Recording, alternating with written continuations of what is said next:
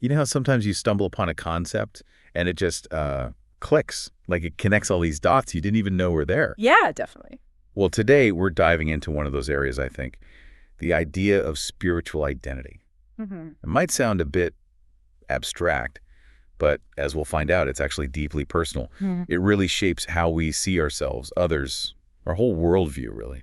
It's a truly rich topic.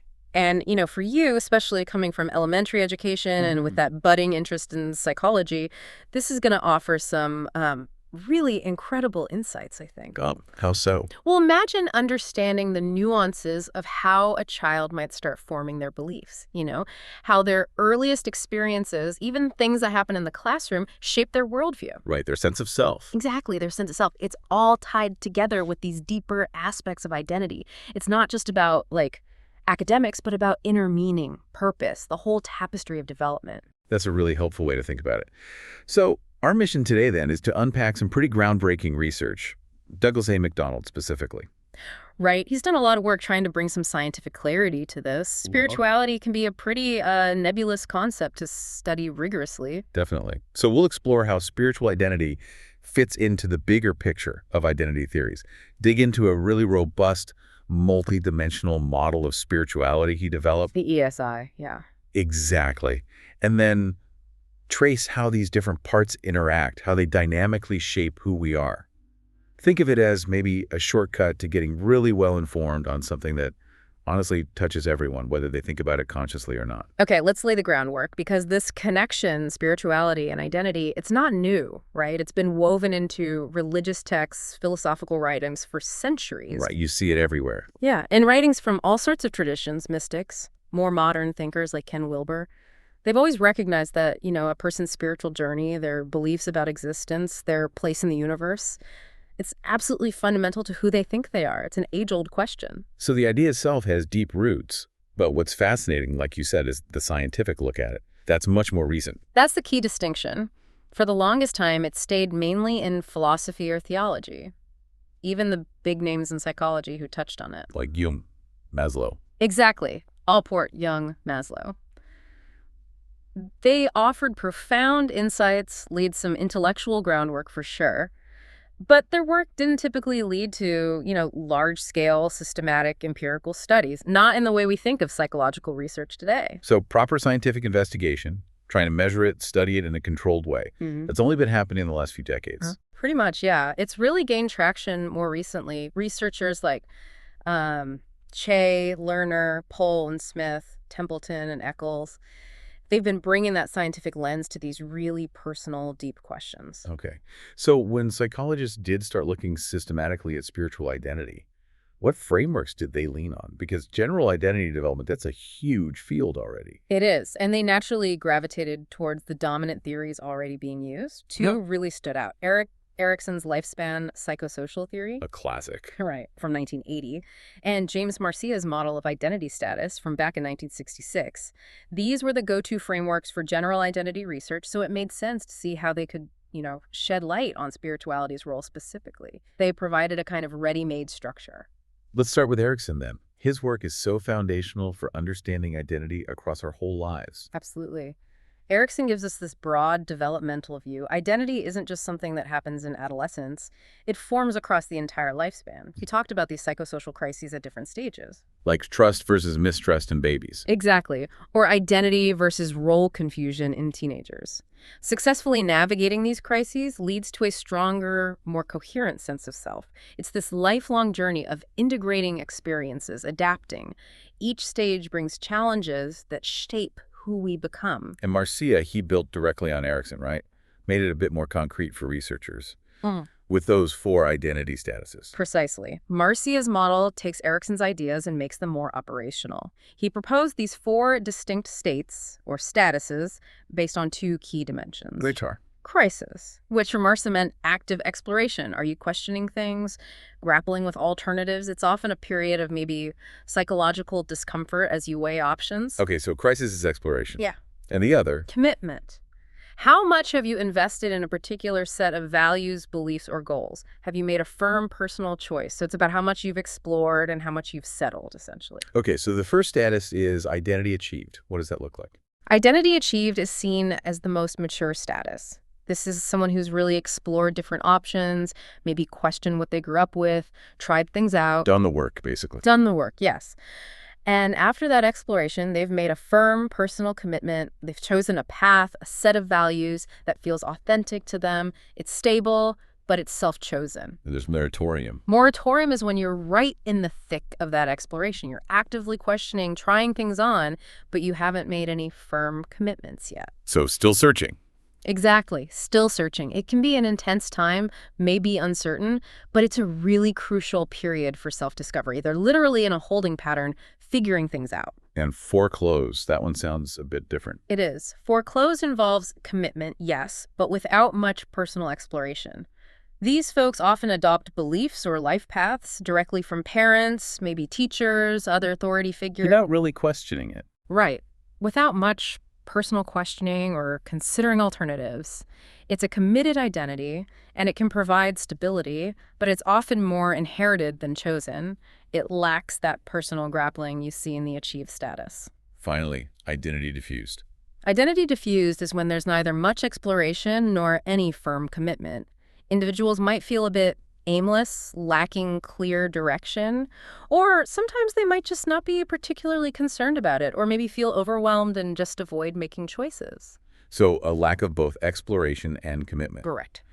Okay, I can totally see how these apply to general identity. And, thinking about elementary education, you could almost see precursors to these, even in young kids, right? Yeah. Before we even layer spirituality on top. Oh, absolutely. In any classroom, you see kids' personalities emerging. You might see a child who's totally committed to, say, playing soccer because their whole family loves it, and they've just adopted that wholesale, a kind of foreclosure, maybe. Or the kid who tries every club for a week. Exactly. Tries out different friend groups, shifts interests constantly. That looks a bit like moratorium-style exploration, doesn't it? They're testing boundaries, figuring out where they fit. These general processes are definitely at play early on. That's a great connection. Okay, now let's link this specifically to spiritual identity. There was a key study you mentioned, Kiesling and colleagues in 2006. They adapted Marcia's model. Yes, Kiesling et al. They looked specifically at spiritually devout adults. They measured role salience, how important spirituality was to their overall identity and role flexibility, how much they'd consider changing their spiritual identity. And how did they define spiritual identity in that study? They defined it as a role-related aspect of an individual's overall sense of ego identity, focused on questions regarding the meaning and ultimate purpose of existence. They wanted to see how people experienced that specific role. And they found key themes through their interviews. They did. 3 main themes emerged. First, salience meaning. How central is this spiritual identity? Is it core or peripheral? Second, influence investment. How much motivation and emotion is tied up in it? Do they actively invest in it? And the third? Reflectiveness, continuity, and change. Do they think about it? Does it stay the same or evolve? Is it static or a journey?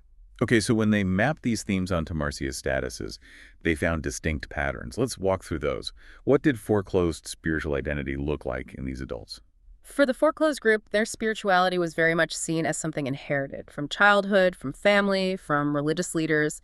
They relied heavily on these authorities to define it. So not much personal questioning there. Not really. Their motivation was often about maintaining security, a secure relationship with God, or with their community. They genuinely found it hard to imagine abandoning that identity. It felt like a given, an unchangeable part of them. And how did that impact their daily lives? Did it guide their actions? Very much so. For them, spiritual identity had a really marked, consistent impact on daily behavior, choices, even their sense of self-worth. It was deeply integrated, providing a clear moral compass and a strong sense of belonging. So connecting this back to the classroom, you might see a student who just perfectly mirrors their family's religious life. Precisely. Attends services, knows the stories, accepts the beliefs without question. Very active in faith-based things. A teacher sees this and understands, okay, for this child, their spiritual understanding is deeply tied to their family and traditions. And that's okay, it's a stage. It's absolutely a valid stage. Security, continuity, belonging, those are crucial. They're absorbing values from their environment, building a stable foundation. Makes sense. Now, what about the moratorium spiritual identity group? They sound quite different. Very different. These individuals explicitly did not rely on authority for truth. Their motivation was more internal, maybe seeking psychological benefits like inner peace, or driven by intellectual curiosity or ethical considerations. They were actively grappling. Actively grappling, exploring different paths, questioning what they grew up with, maybe looking into totally different philosophies. They were really on a quest. And what was the impact of all that questing? Did it make things less stable day to day? It seemed to, yes. Because they were still exploring, trying things on, their spiritual identity had a less consistent impact on their daily behavior and self-worth. There was more fluidity, maybe some inconsistency, which can feel unsettling, but it's vital for genuine self-discovery. In the classroom, maybe this is the older elementary or middle schooler who starts asking why a lot. Exactly. Why do we do this tradition? Questioning moral dilemmas and stories, maybe sparked by hearing different perspectives from classmates or things happening in the world. Trying on different ideas. Right. Their beliefs might seem inconsistent, but it's a sign of crucial active exploration. They're moving beyond just adopting beliefs to critically engaging with them. That's a huge developmental step. Okay, finally, the achieved spiritual identity. This sounds like where the exploration leads. It often is. For this group, spiritual identity was very clearly a choice, made after significant personal exploration. They'd done the grappling, asked the hard questions, and then made a firm personal commitment. So they owned it. They totally owned it. Yeah. They showed the highest motivation and emotional intensity around it. And unlike the foreclosed group, they could anticipate what it would mean to lose this part of their identity. It was integral, chosen, deeply felt. Yeah, its impact on their lives. Was it strong, like the foreclosed group? Yes. Similar to the foreclosed group, it had a marked, consistent impact on daily life, behavior, self-worth. But the crucial difference is how they got there. It was chosen, integrated, personally validated, not just inherited. It was actively constructed. So this could be that older student, maybe high school, or even a young adult like you, the listener, who's thought things through, considered different views, and made a conscious decision. It's core to who they are now. That's a perfect way to put it. And Kiesling et al. Drew some important conclusions from all this. They saw spiritual identity as vital for adult ego identity. It nurtures connection to a higher power, community, or one's deepest values. And it's social too, right? Interactions matter. Hugely. Interactions with significant others, family, friends, mentors, strongly influence how spirituality is used for meaning-making. And it takes intentional effort. It doesn't just happen passively. And like other parts of identity, it changes and stays consistent over time. It evolves. Okay, moving on. There's another key framework from Pohl and Smith, 2003. They took a broader lifespan approach, pulling from more theories. Yes, much more integrative. They drew from William James, Erickson's psychodynamic ideas, cognitive, narrative, systems, perspectives, a real mix. But it's important to note, their definition of spiritual identity had a specific theological assumption built in. Oh, what was that? They defined it as an individual's belief that she or he is an eternal being and connected to God. So while it offers clarity within that specific worldview, it might not fit as well with, say, non-theistic traditions like some forms of Buddhism. That's a key difference to keep in mind. Got it. So starting from that perspective, how did they see spiritual identity developing? They proposed it emerges from the interplay between lifelong spiritual experiences and our intentional efforts to make sense of them, to integrate them into our self-concept. It's not just what happens, but how we actively process it. And they didn't see it as strictly linear. Right. They talked about the possibility of a second birth or a rebirth in adulthood, a significant shift or deepening. And for them, the impact of spiritual identity hinges on congruence, how well our experiences and behavior align with our perception of God. Living in alignment is key. They also had a 4-stage lifespan model, different from Marcy's statuses. Sure. What's the first stage? Pre-awareness. Yes, pre-awareness. Here, individuals just lack conscious awareness of themselves as spiritual beings in relation to God. They don't typically think in those terms, even if they have experiences others might label spiritual. Their focus is more concrete, immediate. In a classroom, what might that look like? Think of a very young child. Their world is tangible. They might feel wonder looking at a rainbow, but they don't connect it to a higher power or spiritual concepts. Their focus is on playing, learning about the physical world. Abstract spiritual ideas aren't really on their radar yet. Okay. Then comes awakening. This is often sparked by something significant, a crisis, a conflict, maybe a profound learning experience. It prompts individuals to start thinking spiritually. But the awareness is often fragmented, inconsistent, maybe situation-specific. Like only thinking about God when something scary happened. Exactly, or during a moment of intense beauty. It's a spark, but not yet a steady flame. I can picture that in a classroom setting. Definitely. A child experiences something big, a pet dies, they hear about a disaster, or even have a moment of awe in nature. It sparks fleeting thoughts about big questions, maybe a higher power. These moments are powerful, but not yet integrated into their daily sense of self. The next stage is recognition. What happens here? Individuals start actively comparing past spiritual-like experiences with current ones. They begin connecting the dots, generalizing across situations. This leads to a more stable, though maybe still developing, sense of spiritual identity. But other things might still be more important day to day. Often, yes. Pohl and Smith noted that social roles, friends, schools, these often still take precedence. The spiritual identity is forming, becoming more cohesive, but maybe not yet the central focus. How might this look with elementary kids? Maybe a student starts connecting that feeling of peace in nature with a concept of God or spirit they learned elsewhere. Or they recognize patterns of kindness and link them to spiritual values. They're building a picture, but fitting it with friends or doing well in sports might still be their primary drivers. And finally, integration. This sounds like the culmination. It is. This is where spiritual experiences become deeply fused with the self-concept. Spiritual identity is now lasting, coherent, and occupies a core place in their overall sense of who they are. It's not just an idea, it's woven into their being. So this might resonate with older students or adults like our listener. Absolutely. By late high school, early adulthood perhaps, spiritual values aren't occasional thoughts. They're deeply ingrained. They influence choices, relationships, career, that overall sense of purpose. It's a foundational lens for viewing the world. Beyond these specific models, research also looks at different populations. Right. Like how context shapes this. That's right. Studies explore how spiritual identity shows up differently in, say, women versus men, adolescents, various ethnic groups. Context matters. Any examples? Well, some research suggests that for many African Americans, spirituality is often considered a more core component of their self-concept and ethnic identity compared to, say, white Americans. It can be a powerful source of resilience, community, tied deeply to cultural heritage and history. And for adolescents, it seems especially important then. Hugely important. For teens, spirituality and religion aren't just about identity formation, figuring out who am I. They're also linked to a range of positive outcomes. Like better mental health. Yes, better mental health, higher self-esteem, reduced risk behaviors, more pro-social behavior. It offers a framework for navigating that complex time, providing purpose, community, moral guidance.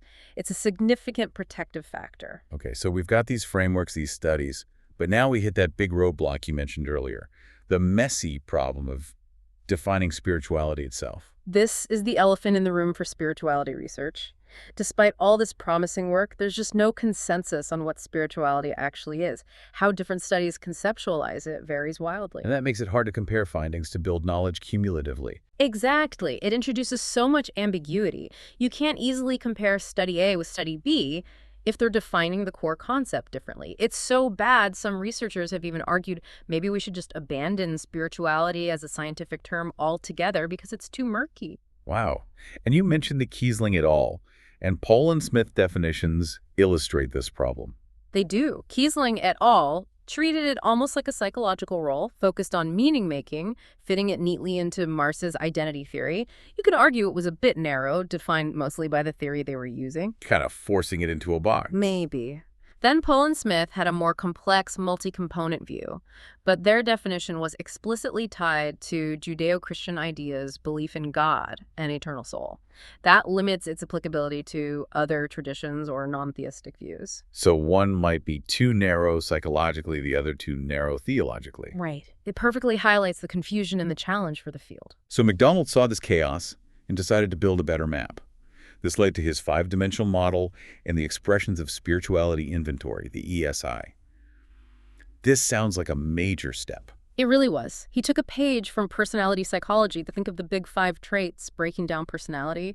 He analyzed, I think it was 19 different existing spirituality measures, looking for common underlying factors, what consistently emerged across different ways of measuring it. And that led to the ESI's 5 dimensions. Exactly, a comprehensive, empirically derived model. Okay, let's unpack these 5 dimensions. This is where it gets really interesting. What's the first one? First is cognitive orientation towards spirituality, or COS. This is about your non-religious beliefs, attitudes, perceptions about spirituality itself. Do you believe it's real? Is it important for your daily life, your well-being? So it's the belief about spirituality, its value to you, separate from specific dogma. Precisely. Like agreeing with spirituality is an essential part of human existence. Or, simply, I am a spiritual person. And here's the crucial link back to our topic. MacDonald found items specifically about spiritual identity. Seeing spirituality as part of your sense of self consistently loaded onto the COS dimension. So COS basically is the core cognitive component of spiritual identity. You got it. It's that fundamental belief, I am spiritual and it matters. That conviction itself is a huge part of spiritual identity. That's crystal clear. Okay, second dimension. Second is the experiential phenomenological dimension, or EPD. This is about the experiences themselves, mystical, religious, transpersonal peak moments, the felt subjective reality of those encounters. Like that sense of awe, connection, transcendence. Exactly. An item might be, I have had an experience during which the nature of reality became apparent to me, or maybe I have seemed to transcend space and time. It's the direct personal encounter with something perceived as spiritual or sacred, those aha moments. Got it. Third dimension. Existential well-being, EWB. This reflects your sense of meaning and purpose in life and feeling capable, effective in handling life's challenges. How satisfied are you with your existence and your ability to navigate it? So feeling life has meaning and you can cope. Yes. Items might be like, phrased negatively, I am not comfortable with myself, or positively, I seldom feel tense about things. Now, this one might seem like just general well-being, but MacDonald found it consistently embedded in spirituality measures. So it's intrinsically linked. It appears to be. Your overall sense of purpose, meaning competence, seems profoundly intertwined with a spiritual outlook, even if not explicitly labeled that way. It's that sense your life has significance and you can handle it. Okay, fourth dimension. This is the one that might raise eyebrows. Paranormal beliefs, PAR. Right. This captures beliefs in things like ESP, witchcraft, communicating with spirits, ghosts, psychic phenomena. Okay, why include that? Sounds a bit out there compared to the others. It does seem distinct at first glance.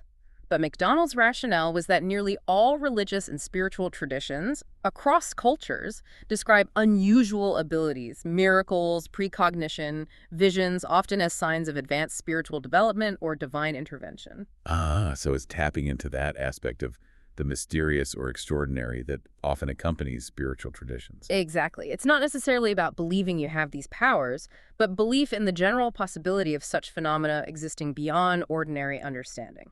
Things like, it is possible to communicate with the dead, or dreams can predict the future. It acknowledges that spirituality often touches realms perceived as mysterious. That makes more sense now. Okay, and the fifth dimension. Fifth is religiousness, Ariel. This is about expressing spirituality through genuine religious belief, practice, and lifestyle. Things like prayer, meditation, attending services, because they hold deep personal meaning.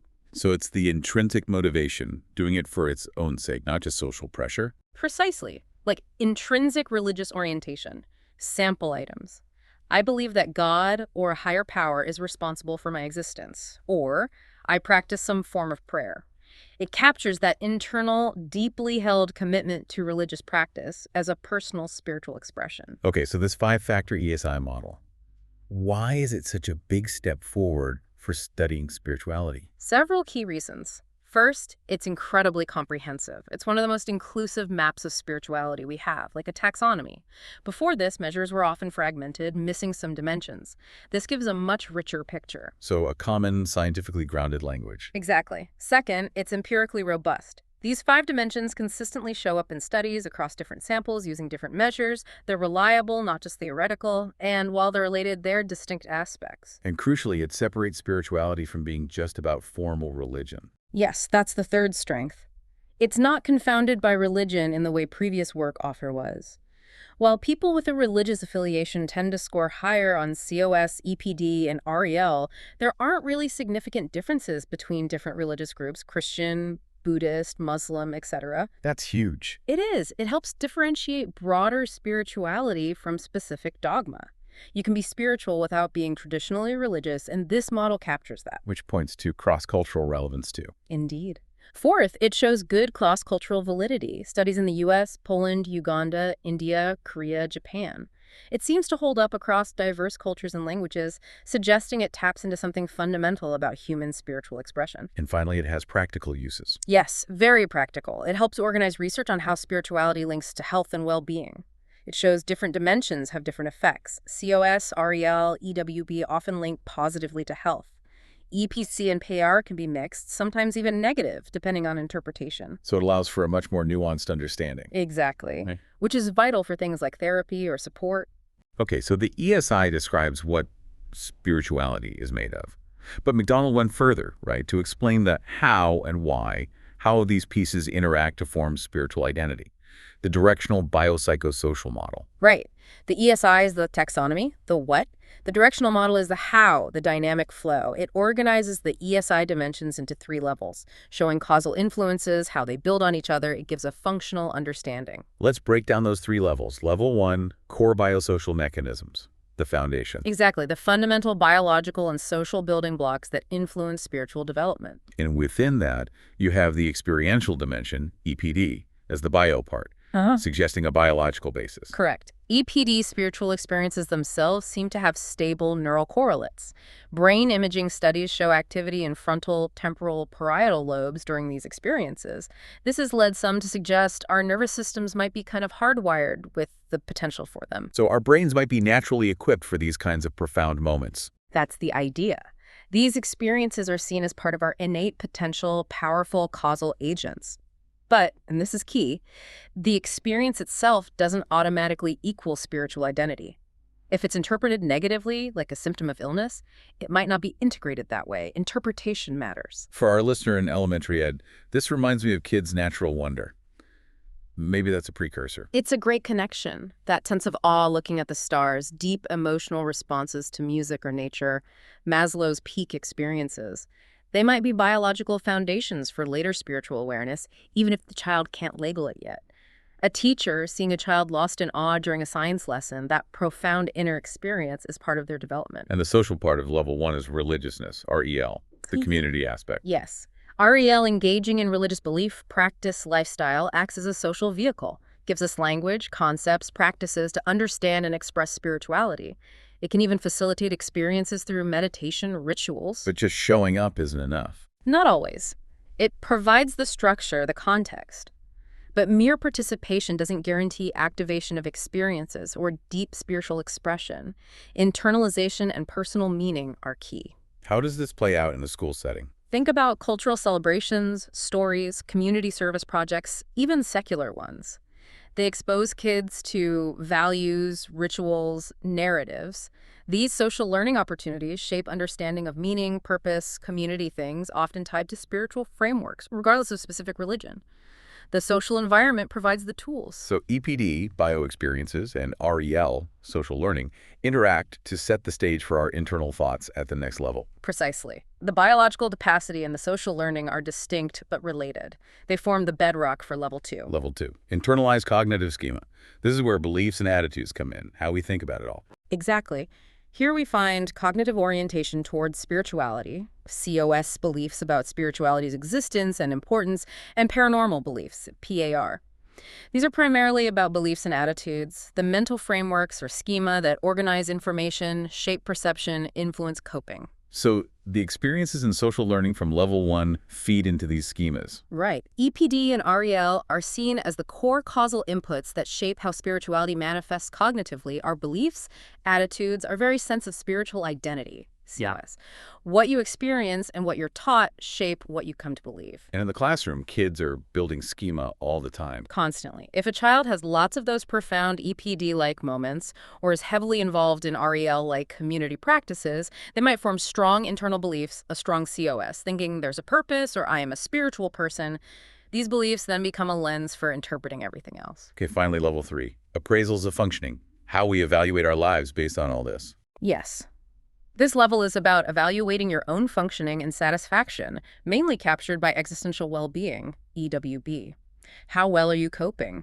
Do you feel meaning, purpose, control? It reflects how effectively your spiritual framework is working for you. And EWB is more of an outcome, less of a direct driver. It is. It's minimally associated directly with the other ESI dimensions. It's seen primarily as an indirect product, mediated by personality and social factors.